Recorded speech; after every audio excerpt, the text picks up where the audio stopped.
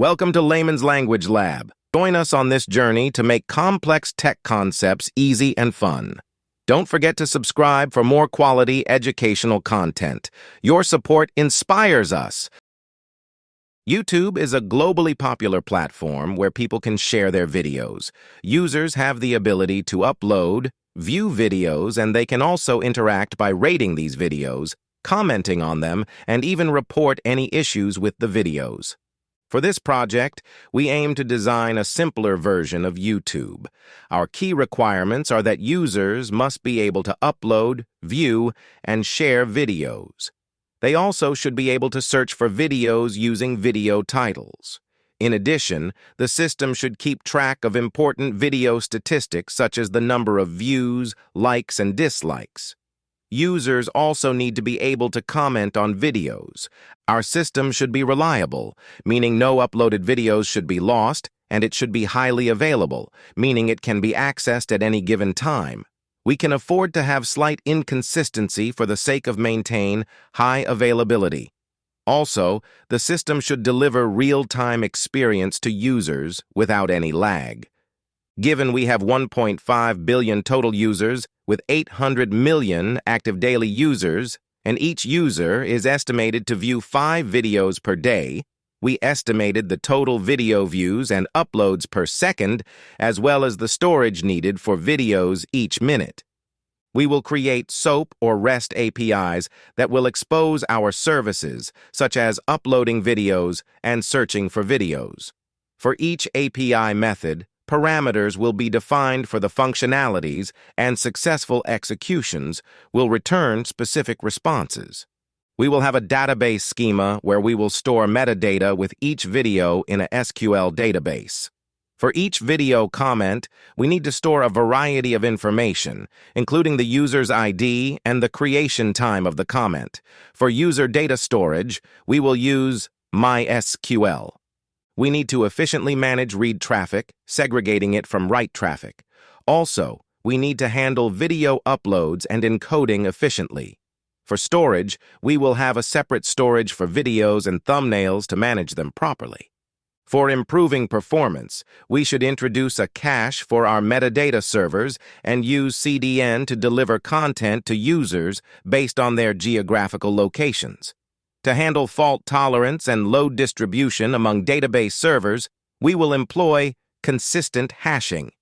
In summary, we aim to design a system that operates much like YouTube but simplified.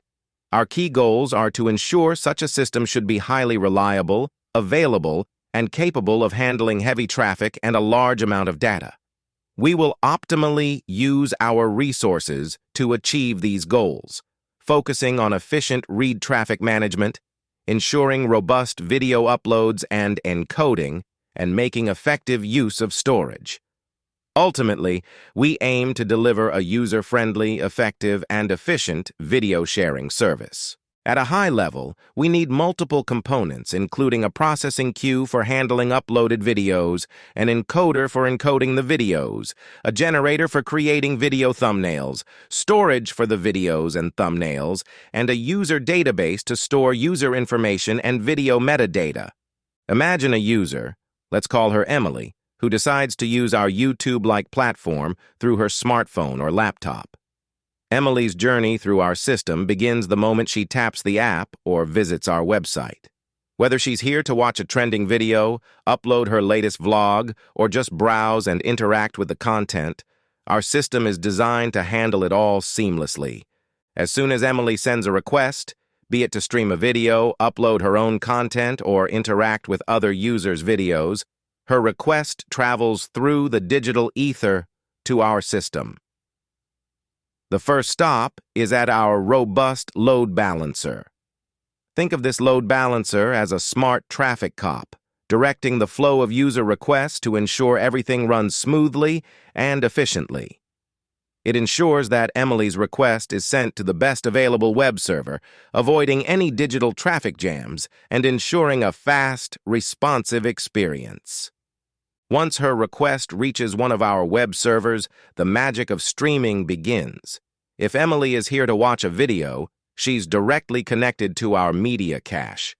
This is where we store all the video magic, a treasure trove of content ready to be streamed.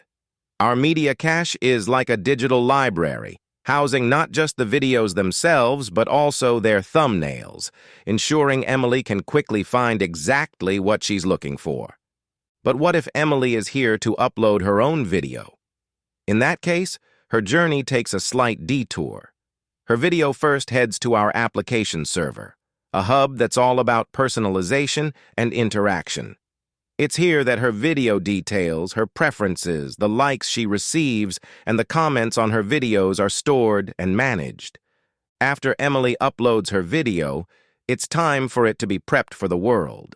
The video enters our pre-processing queue, where it's not just stored but transformed. It's broken down into manageable, optimized parts, ensuring that when other users like Emily come to watch it, they get the best possible viewing experience.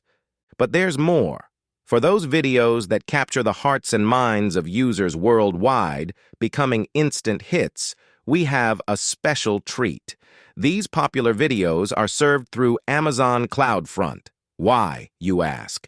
Because CloudFront allows us to deliver Emily's video quickly and efficiently to viewers around the globe, ensuring her content is not just seen but enjoyed in the best quality, no matter where her audience is. And there you have it, a user's journey through our YouTube-like system. A path paved with technology and innovation, ensuring a seamless, enjoyable experience for every Emily that comes our way. We hope you enjoyed and learned something new today at Layman's Language Lab. If you did, please consider subscribing to support and encourage more quality educational content like this.